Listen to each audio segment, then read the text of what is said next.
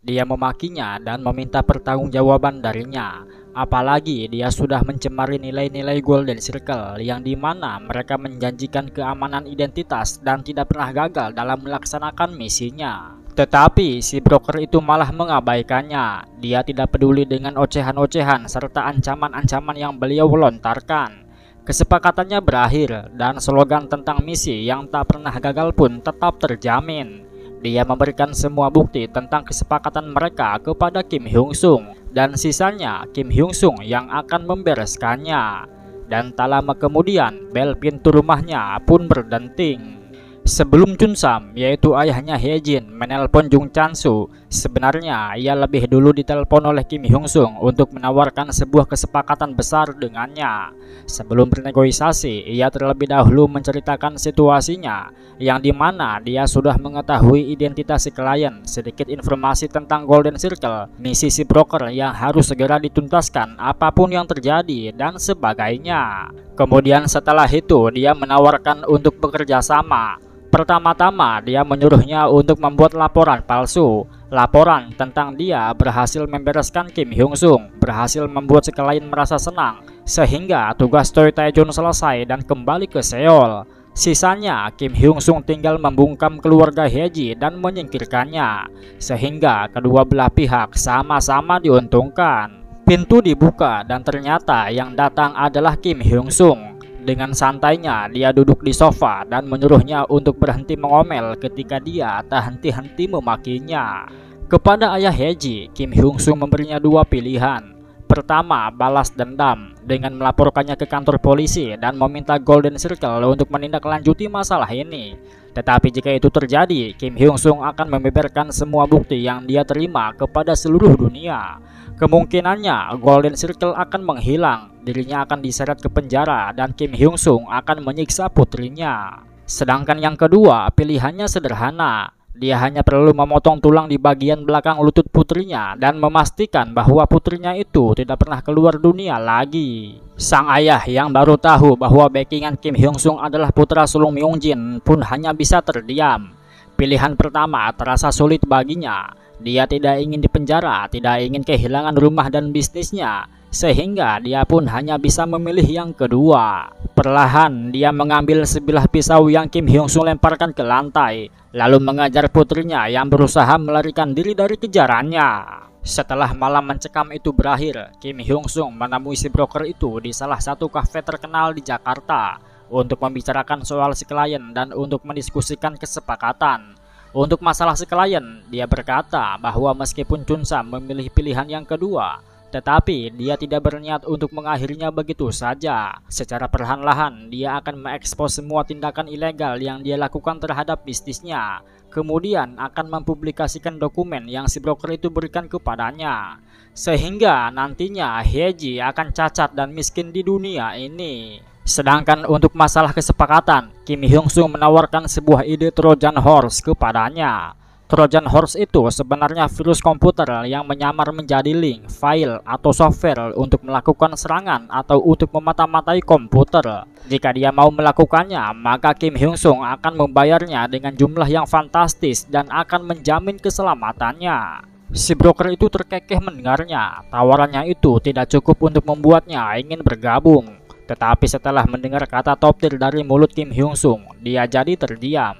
Kim Hyung Sung berjanji bahwa dalam 2 tahun ke depan dia akan membuatnya menjadi anggota top tier. Jadi di dalam Golden Circle terdapat 3 kelas. Tier atas adalah politisi, di bawahnya ada konglomerat, dan di bawahnya lagi ada pengusaha.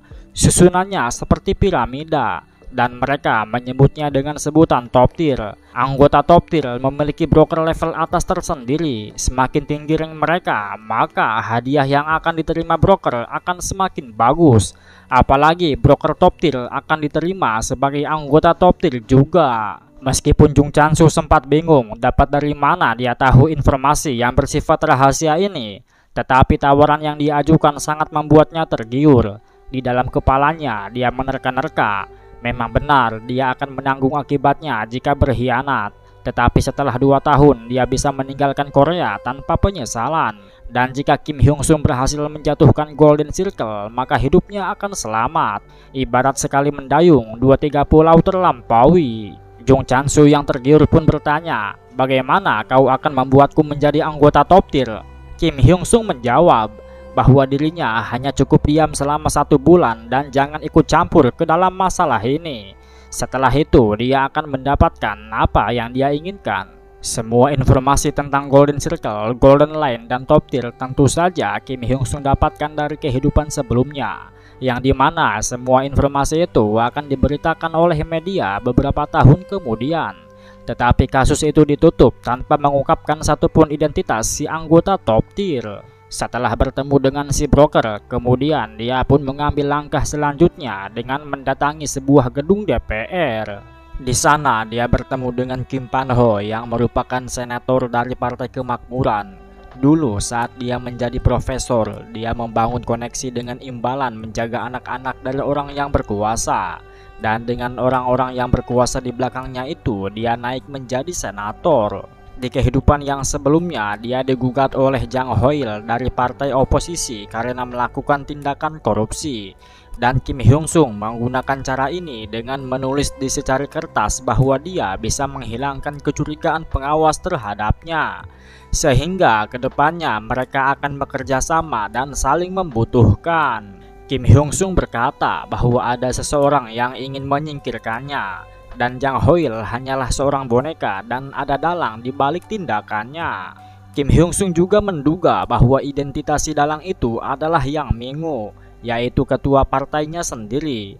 Dia ingin menggigit senator dengan meningkatkan pengaruhnya dari awal dan menggunakan senator Jang Hoil sebagai snipernya. Skenario ini terdengar masuk akal jika anggota partai oposisi menentangnya dan akan terkesan konyol jika si ketua partai menentangnya secara terang-terangan. Adapun cara untuk mengatasi masalah ini, Kim Hyung Sung menyarankannya untuk mengabaikan semua tuduhan yang dilayangkan oleh Jang Hoil dan menyerangnya secara personal. Dia mengatakan bahwa cepat atau lambat akan ada berita tentang murid internasional yang memakai obat-obatan.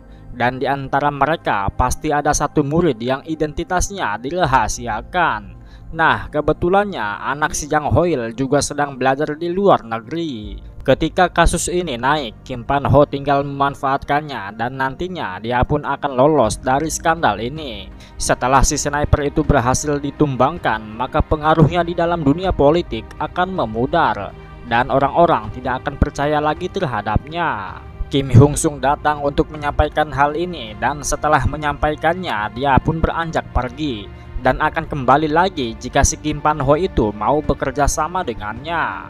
Beberapa hari kemudian, benar saja muncul sebuah kasus di koran bahwa anak si senator Jang Hoil ternyata pecandu obat terlarang. Sehingga Kim Pan Ho yang percaya pun menghubunginya dan mereka pun kembali bertemu. Dalam pertemuan kedua ini, lagi-lagi Kim Pan Ho dibuat terkejut ketika dia mendengar kata-kata yang tidak pernah dia beritahukan kepada siapapun sebelumnya, yaitu presiden. Dia memang saat ini sedang mengincar pemilu presiden dan ambisinya itu ternyata berhasil ditebak oleh bocah SMA. Terlebih lagi, Kim Hyung Sung berkata bahwa dirinya akan kalah dalam pemilu itu karena tidak memiliki cerita yang menarik dalam hidupnya. Secara dia terlahir dari keluarga elit dan mendapatkan pendidikan yang elit pula. Setelah itu dirinya menjadi profesor dan menduduki anggota parlemen dan termasuk dalam kehidupan teratas di Korea. Perjalanan hidupnya sangat mulus sekali sehingga dia akan kalah karena alasan ini. Tetapi Kim Hyung Sung bisa membantunya dan akan menjadi kingmakernya. Itu pun kalau dia setuju untuk bekerja sama dengannya. Tetapi lagi-lagi pada pertemuan keduanya ini mereka belum mendapatkan titik temu. Kim Pan Ho masih ragu dengan perkataan anak SMA itu dan Kim Hyung Sung berencana akan membunuhnya karena sudah mengetahui identitasnya dan akan mencari boneka yang lainnya.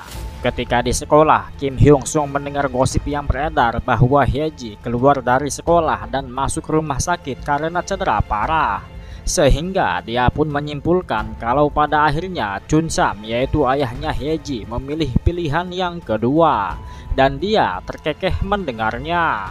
Sepulang sekolah, ketika dia hendak menyusun rencana untuk menyingkirkan si anggota parlemen itu, Tiba-tiba ada seorang pria berbadan besar menunggunya dan membawanya ke tempat si anggota parlemen itu. Pada pertemuan ketiga inilah Kim Pan Ho yang baru mengetahui identitas lengkap miliknya dan si putra Myungjin yang menjadi pendukungnya akhirnya mau mengakuinya dan ingin mendengarkan rencananya. Kim Hyung Sung kemudian menjelaskan secara panjang lebar tentang Golden Circle, tentang Troya Horse, dan tentang ambisinya untuk menghancurkan mereka ketika dirinya menjadi senior, dan ketika dirinya selesai mengerjakan ujian SAT, dia akan pindah ke Gangnam Seoul untuk mempertahankan ranking 1 di negara ini. Sebagaimana sebuah kota yang memperhatikan nilai, kira-kira apa yang akan terjadi jika dirinya murid ranking 1 di negara ini masuk? Dan bagaimana jika kenyataan bahwa Golden Circle tidak berhasil menyingkirkannya terungkap?